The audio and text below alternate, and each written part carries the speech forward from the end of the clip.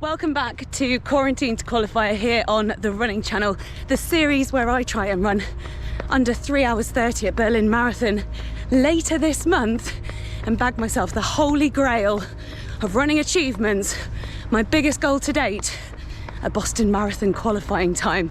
So with the help of Adidas and experts in nutrition, sports psychology, physio and a running coach, I'm going to be trying to hit that goal. Now, there've been a few setbacks along the way. Feeling a bit sorry for myself. Actually, that's an understatement. I'm really pissed off. I just want to be able to run. I can't do it. I'm ill. I've woken up this morning feeling, I've got the worst sore throat. I'm really hot and achy. I just have absolutely no energy at all. So it's just 4 weeks to go until race day now, and after 7 months of training, it really feels like the pressure is on. So keep watching, because I am going to be taking you to a physio session with Paul Martin, who's going to give you some tips on a very simple but effective warm-up and give you tips if you are about to run a marathon too. Plus, I'll be taking you out on one of my long runs and giving you loads of top tips for how to get through them.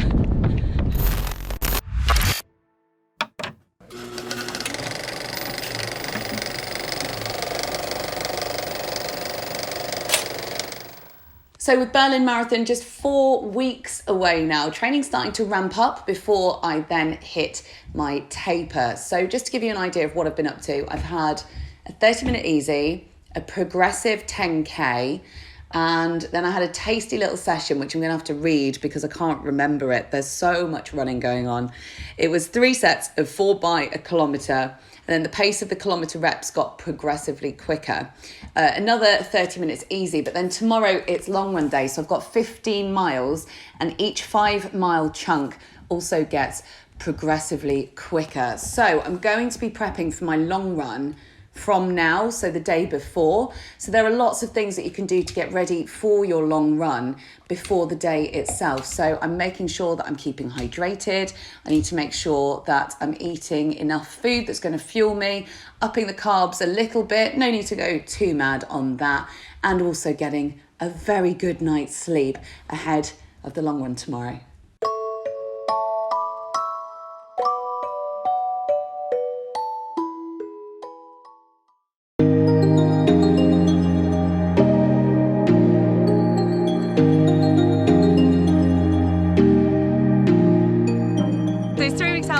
Marathon, and it is long run day today, so this is going to be a bit of a dress rehearsal for me.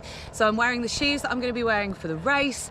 I am testing out my fueling to make sure that that is spot on. I've got water with me as well. Obviously on race day there'll be aid stations. So we've got 15 miles, so as Josie said, chunking is key. So I'm doing 3 lots of 5 miles with a progressive pace. So first 5 at 6-minute Ks, second 5 at 5:45 Ks, and then the final 5 miles at 5:30 per kilometre. I've loaded it all into my watch so I don't have to think about it.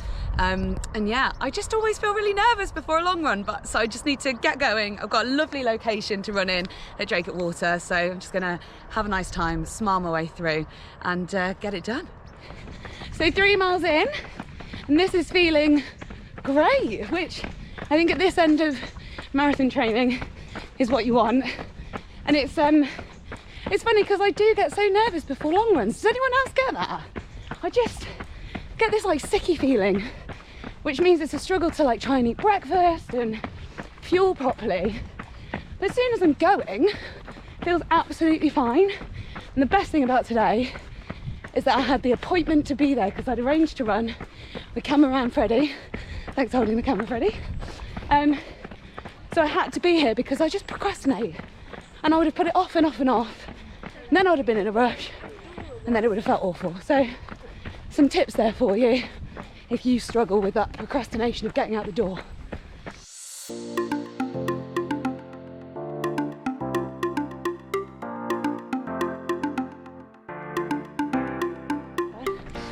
So loop 2 of 3. First one felt really good. So now We're on 5:45 per K. It's amazing how different this feels to last week. So I did the same loops, same mileage, same course, and I'd raced a parkrun the day before as part of my training. But yesterday was a rest day because it was my birthday. So my legs feel so much fresher, which is great news because in the lead up to Berlin, in the next couple of weeks, I'll be tapering. So it's a real confidence boost at the moment.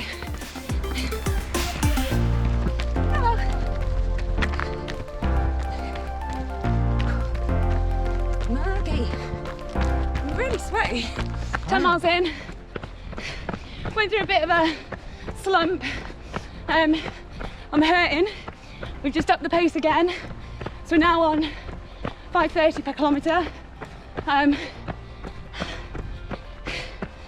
It hurts to push at the end of a long run, but it just is so good for long run training. Breaks it up, pushes you when you're tired, and I'm visualising the finish now when I'm in Berlin and I'm going to be hurting. I just need to push on and get it done.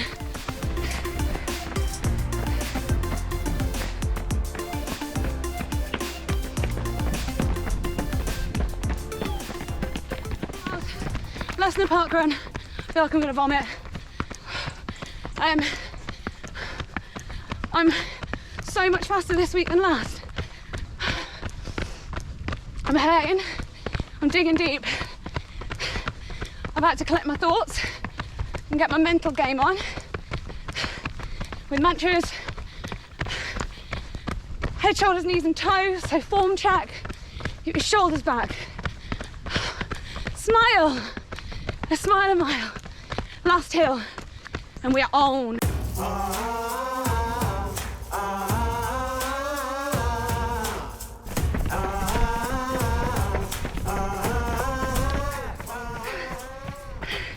This is my finish line. Oh, Jesus. I am so hot and so done. Wow, I'm so proud of that.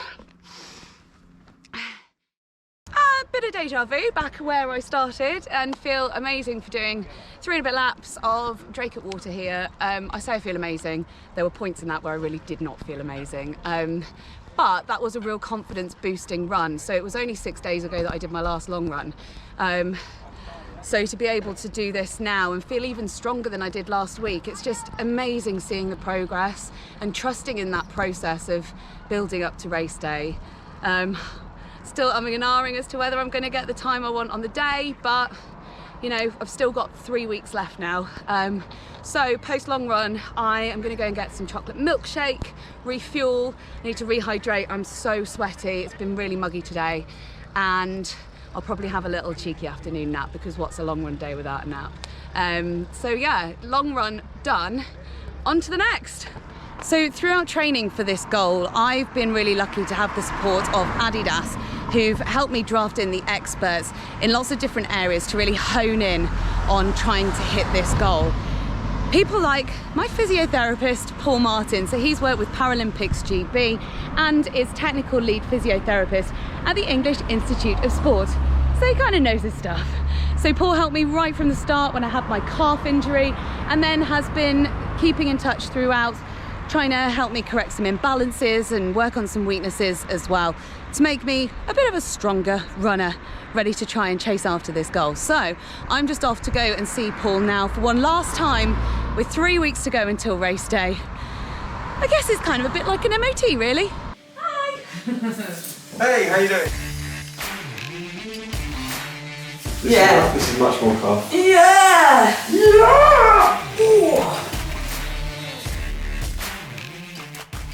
I still remember the silence that descended from when we made a couple of little tweaks to where your hips were and how your foot was striking. Yeah. Being a 4 foot runner it's how you run, Yeah, we weren't going to reinvent the wheel, were we? People are going to argue about what's best and what isn't. You've managed to get to where you've got to doing, running on your toes. So from that perspective, we could make a lot of efficiency gains, which I feel in training as well. And I think as much as anything, if people are looking to make performance gains, you can go chasing speed as much as you want, but for something like a marathon, if you can get the distance and the speed with a significant reduction in energy output, then that's as valuable a win as anything else you're going to get. What do you find? So, what shall I be doing in the last 2.5 weeks? So the last 2.5 weeks, I think the key thing is focus on your form. Yeah. Clearly the big volumes, the big work, the big efforts have all been done. Yeah. I think from your perspective, you've come through this pretty well unscathed. So mistakes that people make then, you were saying? What we tend to see is normally after big long runs, it's often going to be a case that the calf is the key issue there, so just making sure that you're really staying on top of your calf stretching all the way through up to your big long runs, but then afterwards staying on top of that. By the time it gets to 2 weeks to go and you've got all those biomechanical things going on around the knee, it takes an awful lot to unpick it. And we end up having a lot of discussions about the importance of doing a full run versus just getting around. And also, there's the glute circuit that you introduced me to on, I think it was our first session.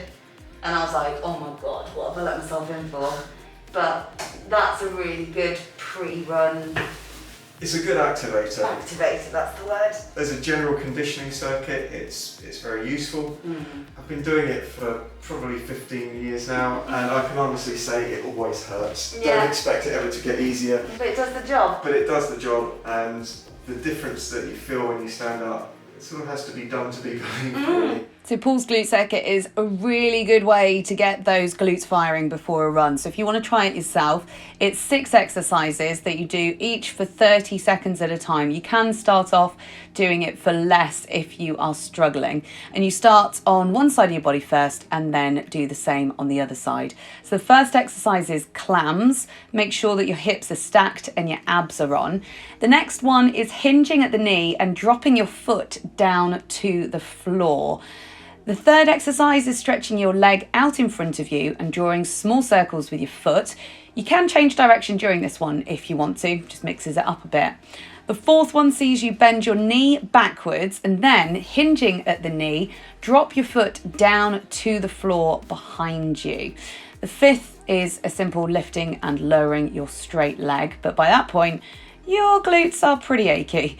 And then finally, in the recovery position, so rolling slightly over onto your front, tuck your foot behind your bent knee and then hinge it down to the floor and repeat.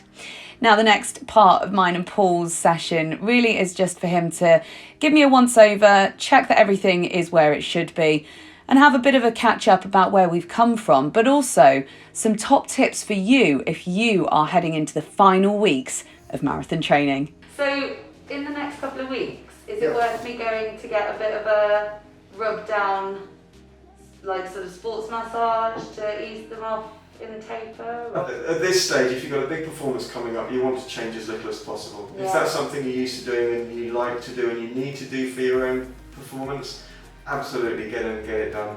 If it's kind of like, well, I don't know if I need this, but I'm going to give it a go because it's probably going to feel nice.